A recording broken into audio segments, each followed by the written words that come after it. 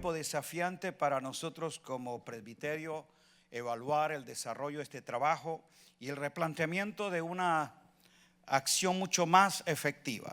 Fue la razón por la cual decidimos que este año esta es la temática que vamos a trabajar. Transformados para transformar. Transformación tiene que ser una realidad en nuestra vida y en nuestro entorno. Entonces yo quiero que leamos lo que el apóstol Pablo, ya conocemos, Romanos capítulo 12, versículo 1 y 2. Romanos capítulo 12, versículo 1 y 2. Él dice, así que. Ese así que es el enlace de lo que ha venido planteando en todos los capítulos anteriores. Si tú lees desde el 1 hasta el 11, es una exposición magistral de lo que es la condición del hombre, la justicia de Dios, el poder de la gracia redentiva. Todo es un planteamiento teológico acerca del soberano propósito de Dios. Pero ya cuando entra al así que, es desde el capítulo 12 hasta el 16, es la expresión práctica de la verdad que conocemos. Por eso su desafío es a que los que han entendido lo que él esbozó en esos capítulos anteriores, podamos entrar a una acción práctica de nuestra fe. Os ruego, hermanos, por la misericordia de Dios, en razón a todo lo que yo he declarado, entonces esta es mi petición a ustedes: que presentéis vuestros cuerpos en sacrificio vivo, santo, agradable a Dios, que es vuestro culto racional. Diga, un culto inteligente. No os conforméis a este siglo, sino transformaos por medio de la renovación de vuestro entendimiento, para que comprobéis cuál sea la buena, diga buena, agradable y perfecta voluntad de Dios. Su mano arriba y diga, la voluntad de Dios para mí está marcada por su propósito eterno, y todos sus planes son buenos, agradables y perfectos. ¿Cuántos lo creen? Ahora, por favor, su mano aquí. Diga, Señor, necesito por tu espíritu renovar mi forma de entender. Amén. Aquí el apóstol Pablo, en el planteamiento acerca de lo que ha sido su exposición, el efecto de transformación de todas las cosas, parte, diga, de un propósito. Tiene un propósito. La transformación es el hecho de que haya una expresión de restauración y reconciliación en que todo sea en Cristo y Cristo sea el todo, diga, el todo en todo. Ahí apunta el propósito de lo que es la transformación. Diga, tiene un propósito. Tiene un proceso. Por eso dice que tenemos que ser renovados. La renovación es el proceso. Diga, proceso. Y parte de lo que entendemos, no de lo que sentimos, sino de lo que entendemos. Por eso el proceso de renovación no se da en nuestros hábitos, sino en nuestra mentalidad. Diga, proceso. Siendo renovados en el entendimiento de la palabra de Dios, es que yo puedo conocer el propósito de Dios, y en el propósito identifico mi posición. Diga, ¿quién soy y qué tengo en Cristo? La transformación entonces no se produce por un suceso instantáneo, sino por un proceso continuo. ¿Por un qué? Proceso continuo. El problema es que algunos de nosotros estamos esperando que sucedan cosas mágicas y que de manera instantánea algo cambie en nuestra vida. Por eso estamos buscando un suceso, algún lugar, en algún evento, en alguna cosa, algo va a suceder. Alguien me soplará, alguien me profetizará, alguien, y allí producir un cambio. No, ningún cambio vendrá de manera instantánea ni mágica. Todo cambio es el resultado de un proceso continuo. ¿Estamos acá? Ok. El propósito y el proceso se sostiene bajo principios, diga principios, que no se pueden quebrantar porque el reino opera en principios. Y Pablo plantea que hay 3 principios inviolables en un resultado de transformación. El primer principio para la transformación, rendir nuestra vida. No va a haber transformación si no hay rendición. Por eso él dice que presenten, que ofrenden, que consagren sus vidas. Diga vidas. Dios trabaja con vidas, con el ser, que presenten su ser. Lo segundo, el primer principio del proceso de transformación, dije cuál es: rendir nuestra vida. Segundo, renunciar al sistema. Nadie puede ver una transformación efectiva si no se renueva renunciando a la manera que el sistema piensa, establece sus códigos, crea sus moldes. La versión de Phillips dice: no se ciña al molde que el mundo les establece, les impone. Estamos hablando de mundo como sistema que ha generado una manera de pensar y de entender la vida y la desarrolla desde sus criterios. Los expresa a través de las filosofías, de las ciencias, de las artes, de las formas en que se declara lo que ellos interpretan. Este sistema tiene una manera de pensar que, quiéralo o no, todos nosotros hemos sido improntados de una u otra forma en él. Pero precisamente por eso es renunciar. Yo tengo que cambiar mi manera de pensar si debe haber cambio en mi manera de vivir. Y ello es renunciando a la forma de este sistema. Y aquí él declara que hay otro proceso. Diga, renovar mi manera de entender. Entonces, no podemos ser agentes de transformación si ignoramos el sentido de causa y de propósito por el cual fuimos creados, elegidos y salvados en Cristo, por Cristo y para Cristo. Solo es por la manifestación de las evidencias de una vida transformada por el poder del evangelio del reino de Dios que nosotros podemos entonces crear un efecto de transformación en nuestro entorno.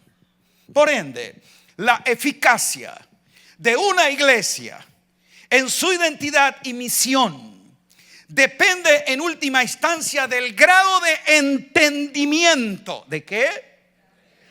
De entendimiento de lo que es el propósito eterno, el evangelio del reino, basada en las riquezas de gracia y que la escritura enseña, para por el Espíritu revelarlas, iluminarlas, y por medio de nuestra entrega y sensibilidad a nuestra responsabilidad en la prioridad del reino, logremos la transformación.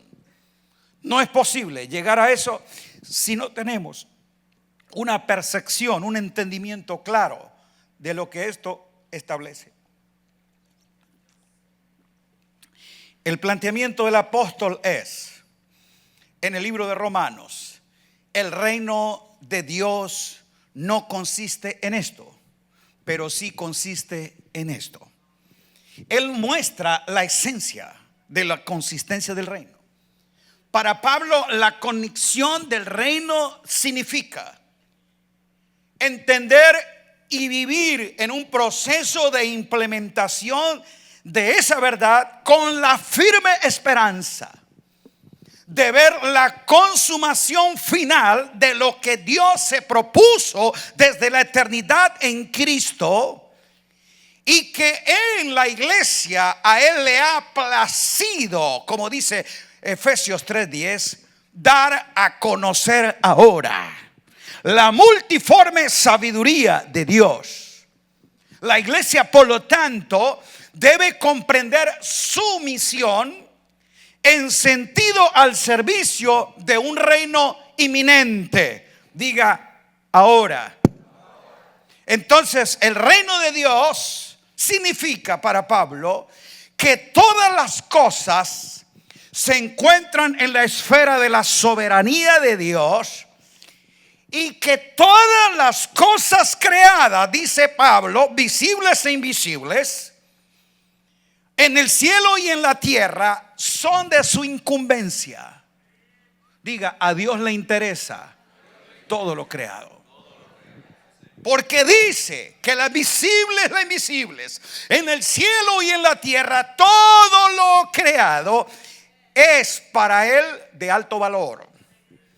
Por lo tanto, en todas las esferas y ámbitos de la vida son ejes centrales de lo que es el reino. La concientización del reino entonces significa que nuestro ministerio, diga ministerio, es mucho más extenso que la labor que hacemos en lo que llamamos iglesia. Diga, nuestro ministerio va más allá de la iglesia. ¿Había entendido eso? Va más allá de la iglesia. Por eso los creyentes comprenden que el significado del reino de Dios les implica ser agentes transformadores en todos los asuntos de lo creado y no solo en los de la iglesia. Diga, renuncio a ser un ministro eclesiástico. Vamos, dígalo sin miedo. Porque tú eres un ministro del reino. ¿De qué tú eres? Un ministro del reino. Y en el reino operas en la iglesia. Pero tú no naciste para la iglesia, tú naciste para el reino. ¿Aló?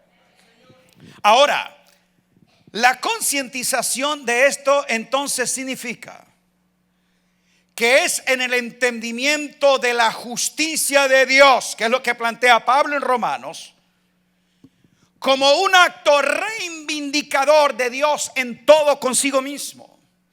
Y esa es una de las glorias del nuevo pacto, porque nos presentan la justicia de Dios operando para llevar a cabo el propósito eterno. La justicia de Dios como un requerimiento básico de que el nuevo pacto implica una restauración restauradora de Dios consigo mismo, con el hombre y con todos los ámbitos de la vida. ¿Estamos entendiendo? Diga, a la justicia de Dios. En la justicia de Dios es que los hijos somos declarados justos. ¿Quiénes son los justos? Diga, los hijos del reino. ¿Quiénes son los justos? Los hijos del reino. Pero ahora, en el trato que Dios tiene contigo, al posicionarte en la justicia de Dios en Cristo, ve en ti no un pecador perdonado, sino un hijo justificado. Por lo tanto, Dios hace que como agente de justicia, como árboles de justicia y como fruto de justicia, estamos aquí para establecer relaciones vivificadoras que tienen que manifestarse en 4 dimensiones o direcciones. Su mano así. Diga, hacia Dios.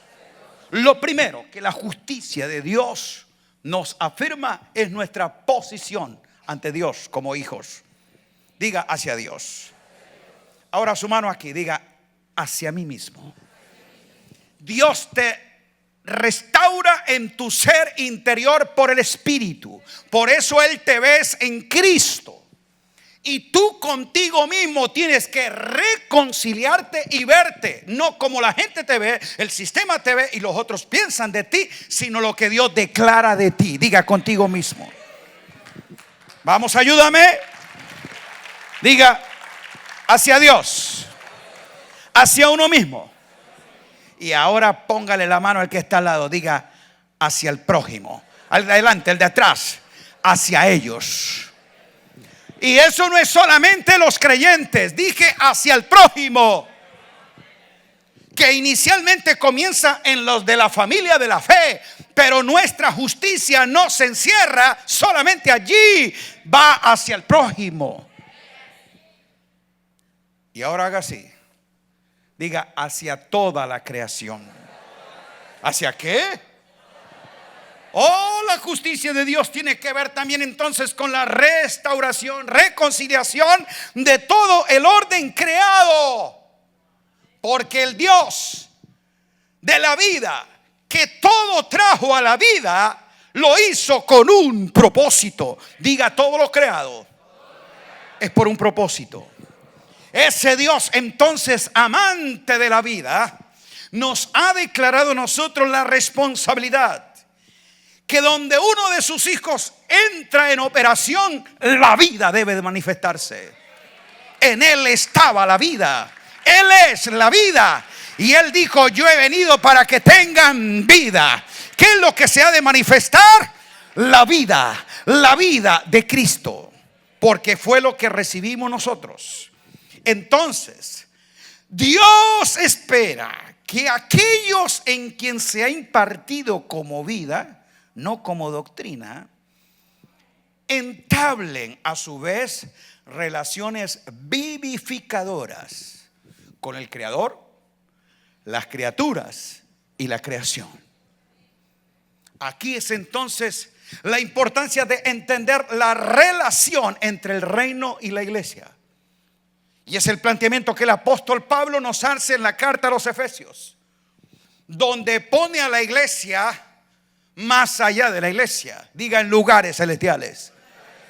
Es una cosmovisión del reino donde Pablo entonces comienza declarando a la iglesia como el misterio de Cristo, a Cristo como misterio del Padre, y como ellos desde la eternidad por el propósito concibieron la idea que fuese a través de nosotros como cuerpo que se manifestara la plenitud de aquel que lo llena todo en todo. Aplauda el nombre de Cristo Jesús. Por lo tanto, Pablo espera que la iglesia se vea desde esa amplia perspectiva de un propósito eterno donde Dios tenía un plan. El plan no era Adán, el plan no era Israel. ¿Quién era el plan? ¿Quién era el plan? Diga, la iglesia. La iglesia no es el plan B, porque Adán falló o porque Israel fracasó. No, ya la iglesia estaba en el plan perfecto. Solo que aquello tenía que darse para que se revelara lo que él había concebido. Diga, su iglesia. Oh, aleluya. Entonces, la iglesia como instrumento y representante legal es la semilla y el símbolo de lo que allí se venía estableciendo, de Dios levantar un pueblo escogido. ¿Quién es ese pueblo escogido? A ver, ¿dónde está el pueblo escogido? Esa iglesia está activa y específicamente en servicio a los intereses del reino. Por eso la misión de la iglesia es una extensión de la misión del rey. Como el Padre me envió, así también yo os envío. ¿Y para qué fue él había sido enviado? Dijo, para esto he sido enviado. ¿Y qué era lo que él declaró ahí en Lucas 4? Para predicar, para expresar, para manifestar el reino de Dios. Entonces, la misión de la iglesia es la expresión y la extensión del reino de nuestro Señor y de su Hijo Jesucristo. Esa es la declaración que se oye en Apocalipsis 11:15. Todo eso era para que a través de ella pudiese verse una expresión visible del reino invisible. Ahora, lo podemos hacer. Diga, lo podemos hacer. Y lo debemos hacer. ¿Por qué? Porque la Biblia dice en Apocalipsis 1:6 que por propósito redentor, diga redención, al que nos lavó con su sangre. Diga redención. Por posición. Diga nos hizo reyes. Diga, vamos otra vez, diga redención, posición. Y aquí tú encuentras la misión. Y reinaremos sobre la tierra. Vamos, dígalo conmigo. Diga redención, posición y misión. Esta está declaración. Al que nos amó y nos lavó con su sangre y nos hizo reyes y reinaremos sobre la tierra. Entonces la dimensión tridimensional de la misión de la iglesia está en la relación del reino. ¿En la relación de qué? Del reino. La iglesia solo será efectiva si su misión está ligada a ello.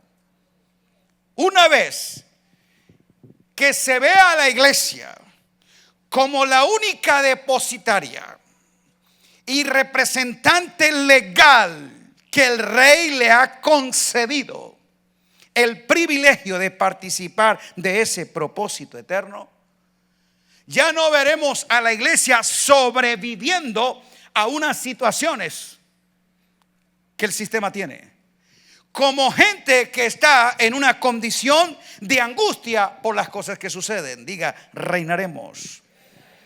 Pero la iglesia se ve a sí mismo precisamente como esa levadura que con la presencia y la influencia crea un efecto inevitable de transformación. Aleluya. Tal vez tú no lo estás viendo, pero ese es el efecto final.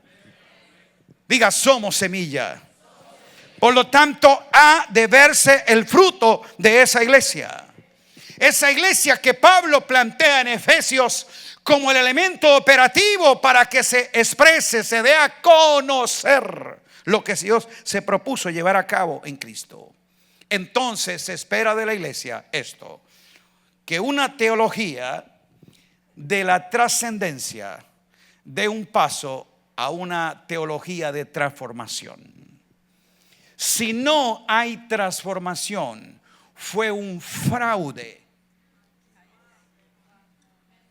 Un fraude a lo que Dios nos hizo conocer. ¿Lo está entendiendo? Partiendo entonces de esta visión sobre la iglesia como agente transformador, porque es la vida de los transformados. ¿Dónde están? Es que nosotros tenemos la responsabilidad entonces, primero, de proclamar el evangelio del reino, que es, como iglesia se necesita una proclama. La iglesia ha de volver a predicar lo que Pablo predicó y lo que Cristo predicó. ¿Qué fue lo que predicó? El evangelio del reino de Dios. Estoy creyendo en el nombre de Cristo que los mensajes motivacionales, los mensajes que carecen de sustancia del reino serán removidos de los púlpitos de Latinoamérica. Se escuchará la predicación del evangelio del reino. Dios va a provocar que haya predicadores del evangelio del reino, no de la iglesia evangélica ni el evangelio evangélico. Veremos la predicación del evangelio del reino de Dios. Ese reino que ha venido en la persona del rey para hacerlo efectivo, y allí en la presencia de este cuerpo, ente representativo de la autoridad del reino, es por esos creyentes que entran activamente en comunión con Dios y con su mundo que veremos transformación. Entonces entendemos que la iglesia no es el reino. ¿Eso está claro? Pero ella sí da un testimonio evidente del reino de Dios por medio de lo que dije. Diga, la palabra. Pero lo segundo, la praxis de ese reino. Nuestra predicación tiene que ir en unas acciones concretas. Y ahí viene entonces el efecto de cómo esa iglesia crea comunidades. No con mentalidad de culto, sino con mentalidad de reino. En cada ámbito esa iglesia penetra, crea influencia, y allí va a verse los efectos de esa justicia. ¿Y qué es lo que trae la justicia? Dice paz. Y cuando se manifiesta esa paz integral, ¿qué es lo que hemos de ver? Yo quiero verlo en usted. Diga gozo.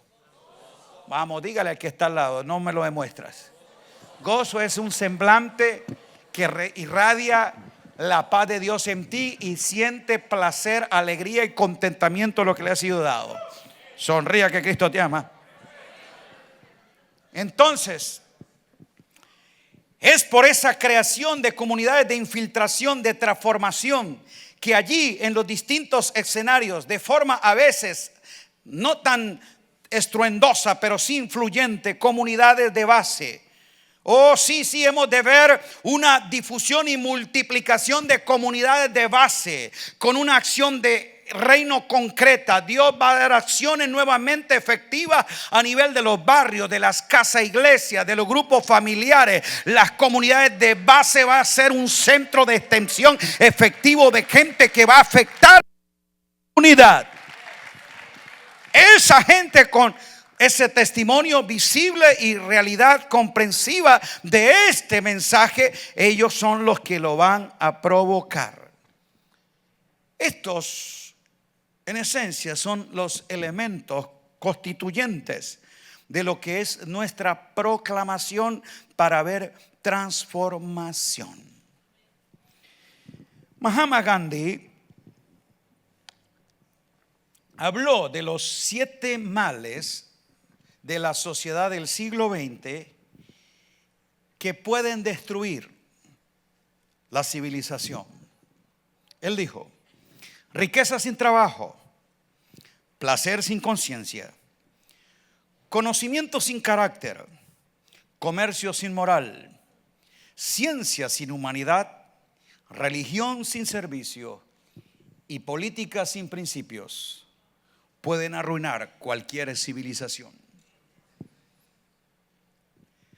Esta generación maligna y perversa, como Pablo la identificó en Filipenses 2:15, jamás, esta civilización jamás podrá salir de su esclavitud y su confusión viviendo en estos males.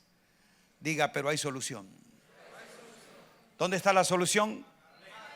Cristo a través de mí, como agente de transformación.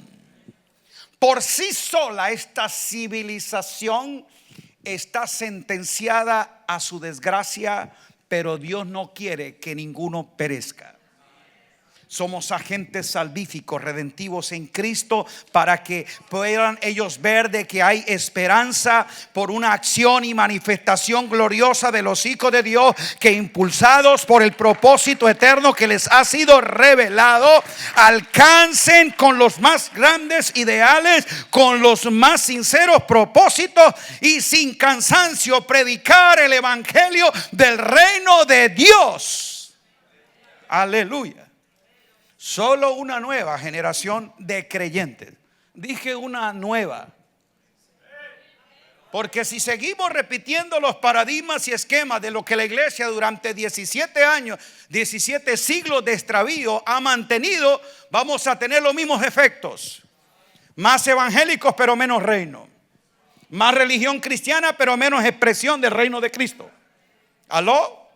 O sea, vamos a seguir viendo las mismas cosas, solo con una nueva tecnología, algunas nuevas declaraciones, cosas más remendadas pero no reformadas.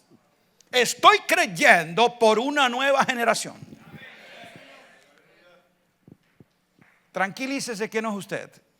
Aquí están. Porque tú y yo todavía batallamos con paradigmas, conceptos. Todavía estamos queriendo librarnos de una cantidad de lastre que el sistema religioso nos ha puesto en nuestra forma de entender. Pero nuestros hijos y nuestros nietos y aún nuestros bisnietos serán más entendidos, más precisos, más eficaces.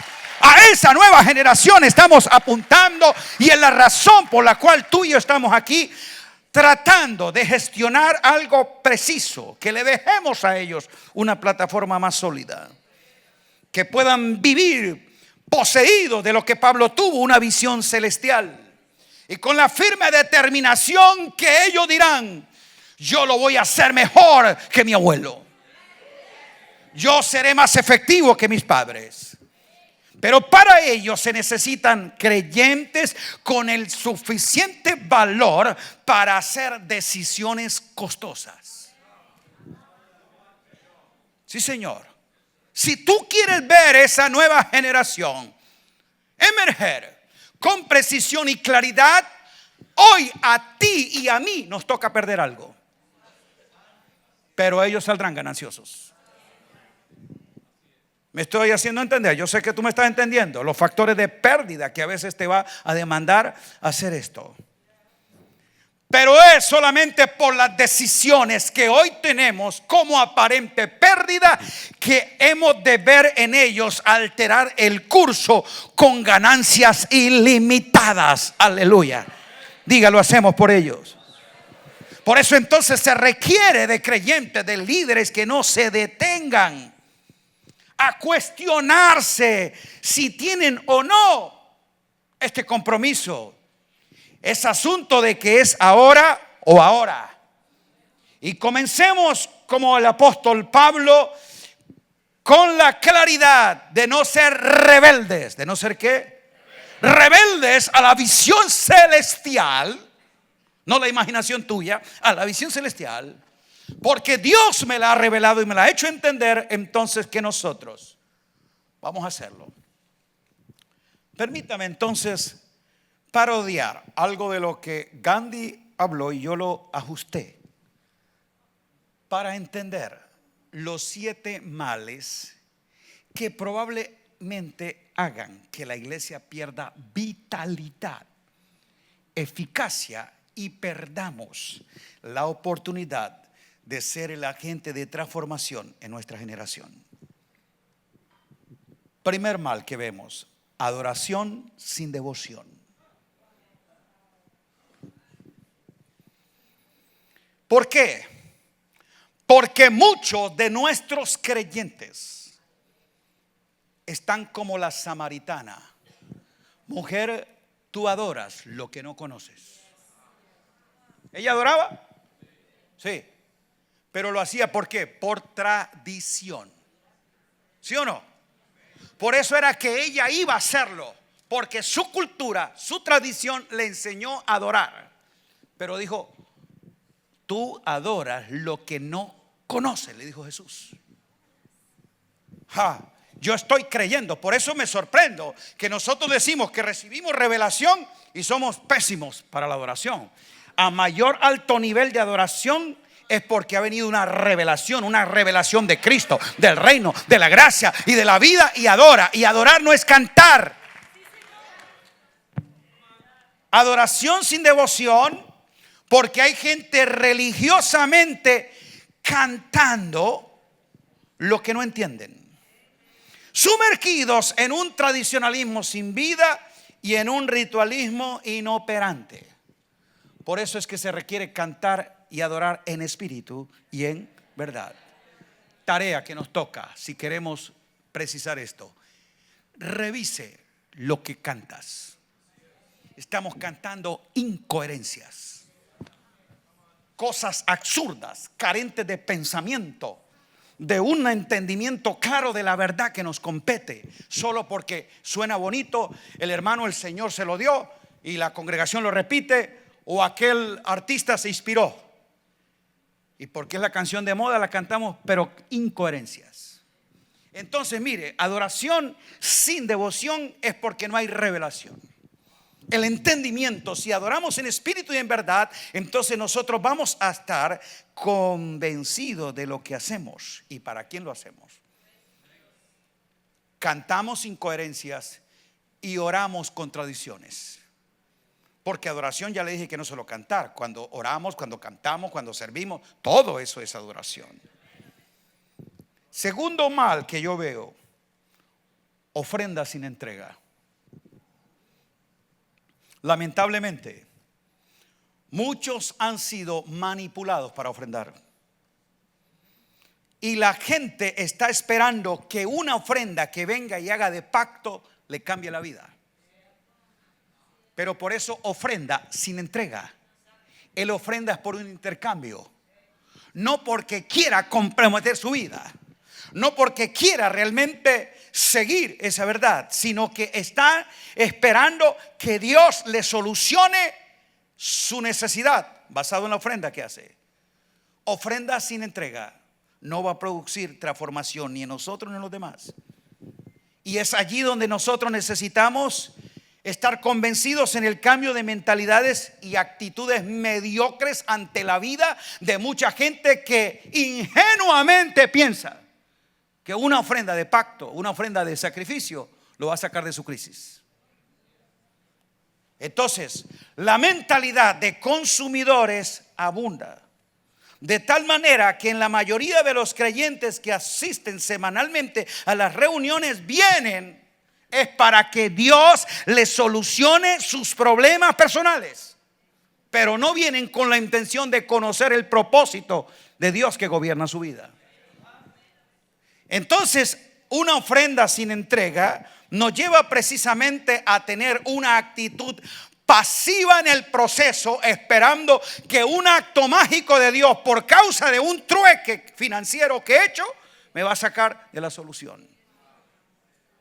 Y otros ilusamente piensan que precisamente porque hay una manifestación, se van contentos porque en la reunión una escarcha de oro está en su cabeza, pero llegan en 8 días vacíos en sus mentes. Yo prefiero que te vayas de aquí con una idea dorada de Dios en tu mente, aunque no lleves escarcha de oro en tu cabeza. Que te vayas con una mentalidad de transformación y una idea dorada y creativa de Dios en tu espíritu. Tercer mal que veo: decisión sin discipulado. Y nadie podrá negar que en los últimos 20 años, digo yo, el evangelio evangélico, no el del reino, el evangelio evangélico ha tenido un alcance numérico impresionante, significativo en toda Latinoamérica. Y soplan vientos de avivamiento, y que parecía que la inmensa cantidad de creyentes están buscando algo afuera que ya tienen adentro. Y por ignorarlo, parecemos como una sal que ha perdido su sabor. O sea, apariencia de sal, pero nada de esencia, de sustancia. Entonces, no solo es una cristiandad que carece de poder para transformar y afectar su sociedad, sino lo que es más peligroso, ha adoptado sus formas para parecerse a ella, para ser aceptada, para buscar simpatizantes, para tener seguidores. Nos parecemos a ellos. Y es triste. Aquella iglesia que trastornaba al mundo, a esta hoy el mundo la trastorna. Sus conceptos, su moda, sus asuntos, creemos que si lo hacemos como ellos, vamos a tener más seguidores.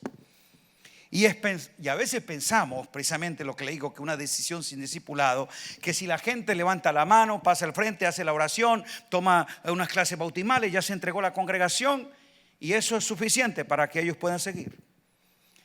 Pero nosotros entendemos que ese evangelismo proselitista, como dije, ese es el evangelismo que tú haces para tener gente en tu congregación y no para meter gente al reino de Dios.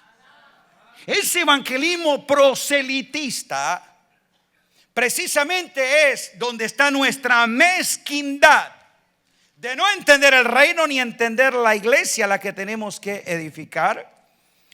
Y estamos contentos porque aumenta el número de nuestros congregantes, pero disminuye la influencia de nuestra congregación. No tenemos ningún efecto en nuestro entorno. Y como dijo Jesús, a veces eres tan persistente para hacer alguno prosélito, pero lo vuelve luego 10 veces más hijo del diablo que ustedes. Y eso es lo que hacemos, gente religiosa. Por eso ese que llegó como una persona normal, 3 meses después es anormal. Sí. Porque aprende una jerga, aprende un vocabulario, aprende una forma de vestir, de hablar y se parece a nosotros. Eso se llama proselitismo. Cuarto mal que yo veo es un emocionalismo sin enseñanza. Porque nos contentamos con que la gente se goce en el culto, aunque sufra en la vida. Importante que se goce en el culto. ¿Aló? Por eso es un emocionalismo sin enseñanza, sin formación. Es allí donde muchos le apuestan al entretenimiento y a la diversión que al entrenamiento y a la formación. Porque lo primero trae gente, pero lo segundo edifica vidas. Emocionalismo sin enseñanza. Seguiremos teniendo una cantidad de creyentes sensoriales que su fe estará basada en lo que sienten y no en lo que saben. Yo sé en quién creo, dijo Pablo. ¿Sí o no? Diga yo sé. Decláralo conmigo, diga nuestra fe sabe. No siente, sabe.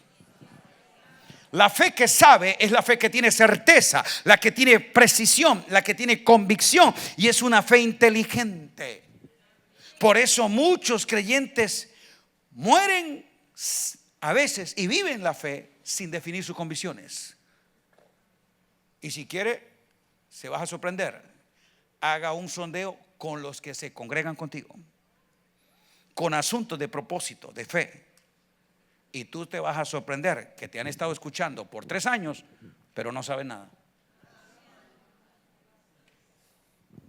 Porque tú estás pensando que el culto, tremenda unción, bajó la gloria, sentimos el poder y que la gente está recibiendo. Recibe, recibe, recibe. Eso no se transmite así.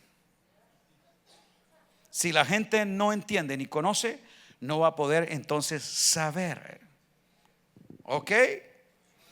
Aquí es donde necesitamos que la gente entienda, porque el que entiende se emociona. Solo 1,5 emocionada. El que entiende se emociona. Por eso tú no me digas que está entendiendo así con cara de muerto. No, usted debe sentirse inspirado, contento. Wow, tremendo. Porque es la expresión de tu sentimiento a lo que tu espíritu comprendió. Escúcheme, ni lo uno ni lo otro es excluyente. El saber no castra el sentir. Yo necesito saber para poder que mi emoción, mi sentimiento lo exprese. Ok. Mal, siguiente. Servicio sin compromiso. ¿Sabe por qué? Porque la gran mayoría de nuestros servidores siente más la obligación por un puesto en la iglesia que por una función en el reino. Y es allí donde lamentablemente vemos ese efecto que todos conocemos. En la congregación promedio se cree que solamente un 10% de esa comunidad está trabajando de manera efectiva e intencional en crear algo que afecte su vida y la de otros. O sea, que ellos sean un agente de penetración y transformación a su comunidad.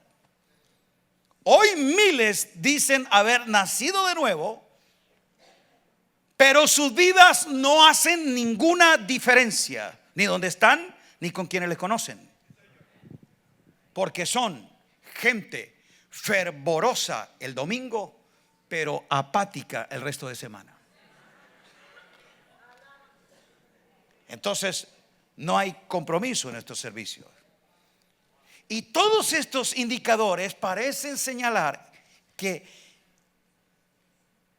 tenemos una repetición hoy de un mal que Pablo confrontó en la iglesia en Corinto. Parece que el panorama no ha cambiado. Y yo creo que está peor. Porque en la iglesia de Corinto, a la que Pablo no pudo hablaros como espirituales, no carecía de ningún don. Por lo menos tenían dones, nosotros ni don ni nada. Ahí había profecía, salmo, doctrina, ciencia, milagro, fe. Ahí se movían los dones del Espíritu. Pero era una iglesia inoperante. Tremendos cultos de poder, profecías, señales, maravillas. Pero eran carnales que no podían juzgar asuntos domésticos y por lo tanto estaban descalificados para juzgar el mundo. ¿Acaso no saben ustedes que han de juzgar al mundo? Pero son una partida de carnales, mediocres, inmaduros, malcriados, niños, les dijo. Porque piensan, juzgan y hablan así. ¿Dónde se lo mostraban? En sus celos, contiendas, divisiones. Eso se llama carnalidad. Hoy en día parece que estamos peor. Porque como le dije, por lo menos en Corinto, usted veía los dones operando. Pero hoy el único don es don fulano, el que manda en la iglesia. El resto...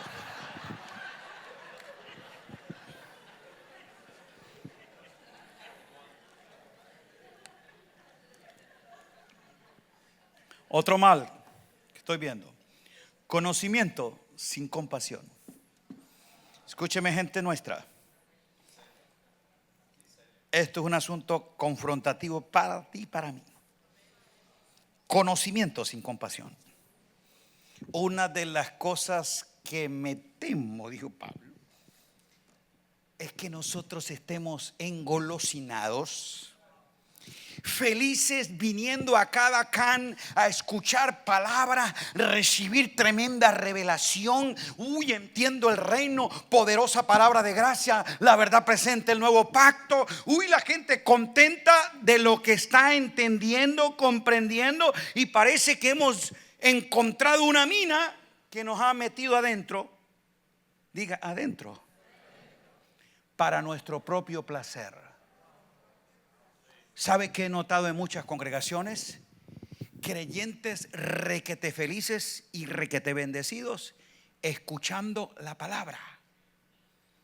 Pero cuando veo su resultado de vida, no hay una transformación efectiva, ni en su matrimonio, ni en sus finanzas, ni en su entorno, y menos una compasión por los perdidos. Entonces estamos adentro felices de estar recibiendo esta palabra, pero carentes de compasión. No nos importa más el mundo. Lo importante es que aquí haya otra tremenda palabra. Entonces disfrutamos egoístamente de lo que sabemos, pero no existe un plan intencional de alcance y de avance hacia afuera. ¿Aló? Muy bonito lo que está ocurriendo adentro, pero no nos importa lo que suceda afuera. La razón de esta temática es que estamos propuestos a que el Señor nos tiene que dar, por causa de su propósito, a cada uno de nosotros una pasión renovada ahora hacia afuera. A ver nuestro mundo, las realidades de nuestra gente. Que podamos nosotros decirle: Señor, queremos que nos des un plan estratégico y una acción efectiva de evangelización integral. Portamos el evangelio del reino de Dios. ¿Cuántos lo creen? Pero a nombre de todas estas verdades y riquezas, hemos adoptado una percepción errada de nuestra misión y responsabilidad. Algunos, a nombre de la gracia, entendiendo elección, predestinación, elección incondicional, entonces han dicho: ya los que Dios ha de salvar, los salva, así que vendrán. Y aquí feliz, entendiendo más de la elección soberana de Dios. No. Yo quiero ser como Pablo, que entendió esto, pero dijo: yo a tiempo y fuera de tiempo predico, enseño, testifico a todo hombre, a grandes y pequeños. ¿Aló? ¿Cuál es nuestra tarea? Esa precisamente, que necesitamos, como Pablo, diga, a tiempo y fuera de tiempo. Dijo: a grandes y a pequeños, a judíos y a gentiles, yo les voy a predicar a Cristo. Yo les voy a hablar del reino de Dios. Salvación es un acto soberano, pero proclamación del evangelio del reino es una responsabilidad de la iglesia. Que vuelva el sentido de evangelización hacia los perdidos, hacia los incrédulos. Amados pastores, líderes, tenemos que reunirnos con nuestros equipos. Señor, danos un plan. Queremos una estrategia de estar continuamente con una acción de alcance al perdido. Si solamente nos quedamos en la edificación de los santos, pero sin la evangelización de los perdidos, la tarea está incompleta. Edificamos a los santos para alcanzar a los perdidos, pero tiene que volver. Entonces yo le animo, pastor, que tú ores y con tu gente se reúna a decir cuál es nuestro plan, cuál va a ser la estrategia, qué estaremos haciendo. Pero tenemos que hacer una acción. ¿Cuántos lo creen? Otros que he oído: hermano, ¿para qué orar si ya Dios lo conoce todo? Además yo ya sé. Entonces estamos creyendo que porque yo sé, no necesito orar. Yo encuentro en Pablo un intercesor fervoroso, rogando todo tiempo por ustedes. No ceso de interceder por ustedes. Si hay alguien que oraba continua, perseverante, fervientemente, se llama Pablo. Y hemos descuidado nuestro espacio, comunión. Ahora tú me dices: pero es que yo oro en el Espíritu. Yo también. ¿Pero usted cree que Pablo solo oraba en el Espíritu? Oraba en el Espíritu, pero oraba con los creyentes y por los creyentes. Y no estoy promoviendo que el martes 7 de la noche culto de oración. No estoy diciendo eso. Estoy hablando de que oración y que es comunión para entender propósitos, recibir iluminación y con inteligencia, tiene que ser algo que entre nosotros se cultive, se mantenga, pero no como rito, no como costumbre, no como imposición, sino como una devoción espontánea. En otras palabras, el espíritu de oración y la oración en el espíritu tiene que manifestarse, tiene que estar, tiene que ahondarse. ¿Entendemos? Ok. Estamos, a nombre de reino y de gracia, desplazando algunas cosas que una vez más necesitamos revisar el modelo de Pablo. Ahí hay un modelo preciso que nosotros podemos imitar. Él dijo: impuesta necesidad me es esta. Yo estoy creyendo que antes de que termine el año seremos más y mejores. Solo 3 lo creyeron. Seremos más y mejores. ¿Cómo es posible si predicamos el evangelio del reino terminemos con menos? Si conocemos la riqueza de la gracia, tengamos menos. Algo poderoso Dios va a manifestar a través nuestro. Estoy diciéndote que tu congregación no será la misma, ni con los mismos cuando termine este año. Nuestras acciones nos llevarán a que seamos más y mejores. Pero no crecer por un sentido de números o de competencia, sino de propósito. Hemos entendido esto y lo tenemos que hacer con más. Y lo tenemos que hacer mejor. El favor de Dios te dará estrategias, conexiones. Esos barrios, esos vecindarios, esos medios que estuvieron cerrados para ti, ahora se van a abrir. porque vas a predicar el evangelio del reino de Dios. No es competencia con otros evangélicos. Yo estoy entendiendo el propósito y quiero ser diligente en los planes que Dios tiene para conmigo en esto. Y último, un mal que vemos: evangelismo sin transformación.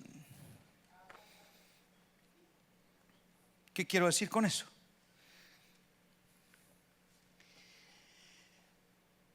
Que estamos ganando más congregantes, pero perdiendo más nuestro mundo. Un evangelismo sin transformación, hay algo que no es coherente con lo que este evangelio representa. Lea la escritura. Ahí nos dice: desde Jerusalén hasta el Ilírico, todo lo he llenado del evangelio de Cristo. Pero cuando Pablo establecía centros apostólicos y comunidades de reino, lo que se decía era: estos que trastornan el mundo entero han llegado aquí. Mire usted Éfeso, Antioquía, Tesalónica, todos esos centros de operación de Pablo. Algo se conmocionó y se provocó fuera de la congregación. O sea, el efecto era más evidente afuera que adentro. Cuando estoy hablando de evangelismo sin transformación, es que estamos haciendo actividades para tener más congregantes, aunque sean los noveleros de otras congregaciones.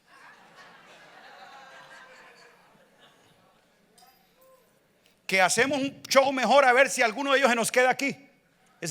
O sea, la evangelización es un traslado de creyentes que se quedaron en un mejor lugar porque hubo mejor sonido, mejor música, mejor cosa. Cosmética, pero esencia nada. Y lo triste es que nos ilusionemos con que somos más, pero hacemos menos. O sea, estar inflando números y diciendo somos tantos, pero cuando tú evalúas el efecto, no hay nada alrededor. O por otro lado, diciendo como algunos: es que aquí somos pocos pero buenos para nada.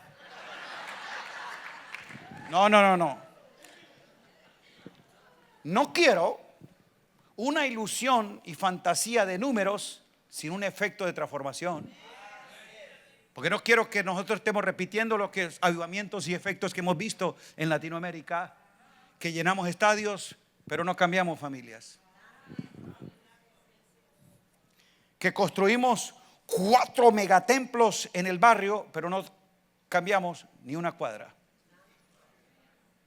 que podemos estar diciendo, como en muchos de nuestros países, México, Honduras, Colombia, Brasil, Guatemala, somos tanto porcentaje, y cuando tú evalúas lo que sucede en esa ciudad, somos más evangélicos, pero en esos 10 años que más creció la iglesia evangélica en esa ciudad, creció el crimen, la delincuencia, la pobreza, el analfabetismo, la droga, la corrupción. ¿Cómo? Por supuesto que si crecieron los hijos de la luz, las tinieblas tenían que retroceder, ¿o no? Pero algo no está bien. Así como dijeron los otros, algo no estamos haciendo bien. Por eso estamos aquí, para replantear, para revisar qué es lo que estamos haciendo, cómo lo estamos haciendo, porque no queremos repetir esa historia de avivamiento de número y de evangelismo de estadios llenos, pero corazones vacíos. Queremos volver a un evangelismo de transformación, de vidas transformadas como agentes transformadores. Que algo ocurra en nuestra familia, que algo se vea en nuestro vecindario, que alguna expresión de reino la tenemos que ver. Señor, yo no me moriré hasta no ver algo. No solamente quedaré predicando creyéndolo, sino que alguito he de haber. Diga yo también. ¿Lo crees? Entonces póngase de pie y vamos a orar. Decirle: Señor, danos la inteligencia, danos la sabiduría para implementar. Y Señor, que mi corazón reviva la pasión, la determinación de que algo, oh aleluya, sí, no. Yo le estoy asegurando, mis amados colaboradores, antes de que termine el año hemos de estar viendo testimonios en los ministerios de alcance, de transformación, de conexión, de logros. Se crecerán los grupos allá de casa, a nivel de los empresarios. Se van a multiplicar los profesionales, aleluya. Y los recursos también. Algo tiene que ocurrir. Y nosotros estamos determinados para que ocurra, porque ya Dios propuso que así fuera. Los hijos del reino y de la luz han sido llamados para ahora. Lo he de ver. Quiero oír tu reporte. Quiero escuchar tus noticias. Y en el Facebook no quiero hablar solamente de bochinches, quiero oír de cosas poderosas. Sí, porque algunos únicos que hablan son las cosas pesimistas, problemas, carnalidad. No, ahí yo quiero proyectos. Sí, proyectos, eficiencia. ¿Sabe qué me molesta a mí?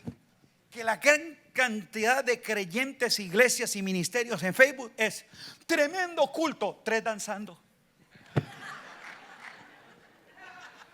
Lo que tú ves son cosas adentro de culto. Qué poderosa reunión. Pero nunca he visto un proyecto, transformación, influencia. O sea, de lo que queremos ver, no se ve. Y lo que es peor todavía, ver los tremendos modelos. Escobas ungidas, cosas, manjeras ungidas. ¿Cuánta, hermano? No vea Facebook, mejor dicho. Usted se desanima que eso sea reino, eso sea Cristo, eso sea iglesia. Eso es una vergüenza. Una vergüenza, una decepción, un fraude.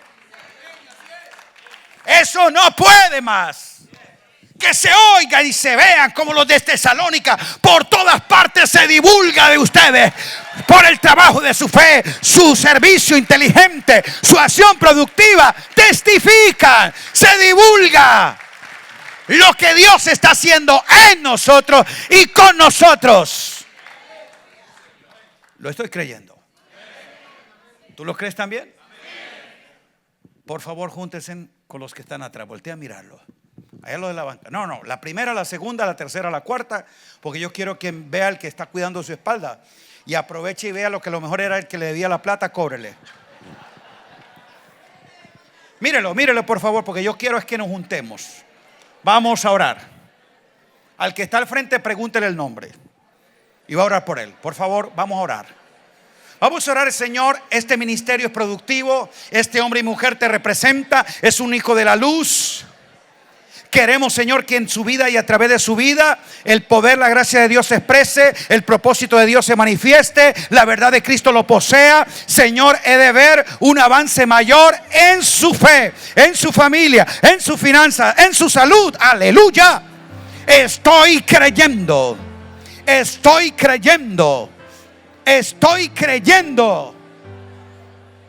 por un fluir de vida, de gracia y la eficacia del justo orando. La oración efectiva, la oración eficaz del justo que entiende el orden de Dios, que ora creyendo, que ora con inteligencia, con sabiduría espiritual, que ora con conocimiento. Aleluya.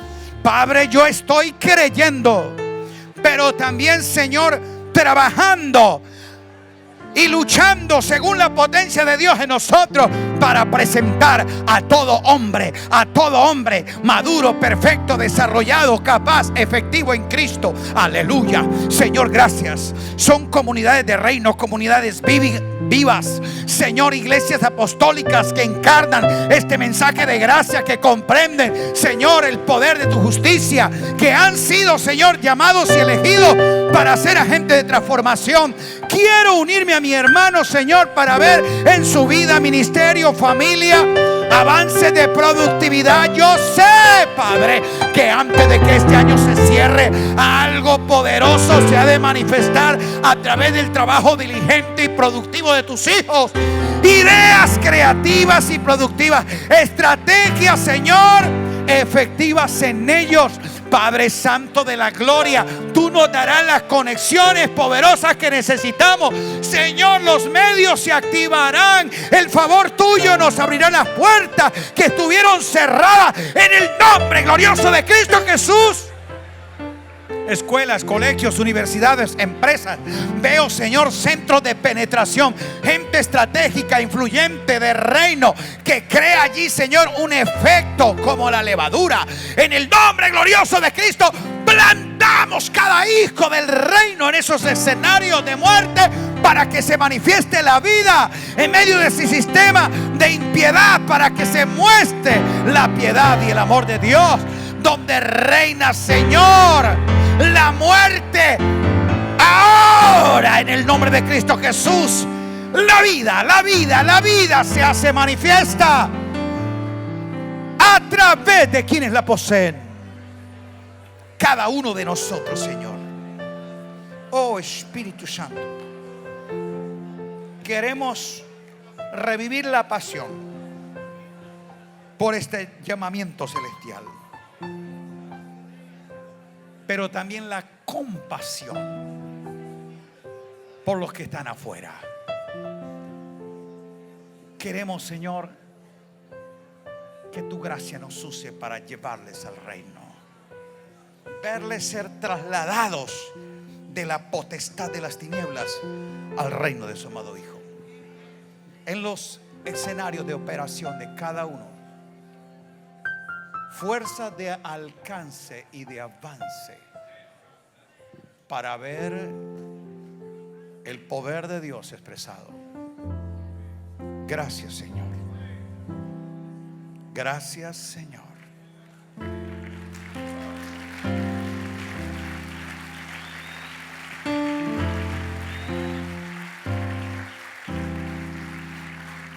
El Señor lo dijo y nos dice: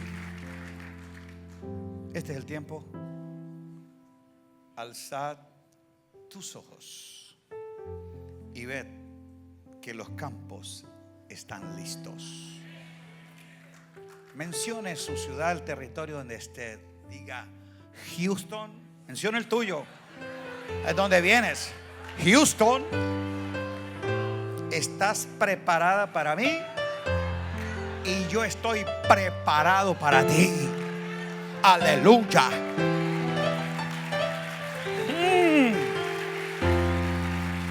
Adán y el jardín se encontraron. En lo que tú plantes, digas allí, se ve. Aleluya. Diga: yo estoy listo. ¿Cuántos lo creen? Amén. ¿Usted está listo? Yo también. Pueden sentarse.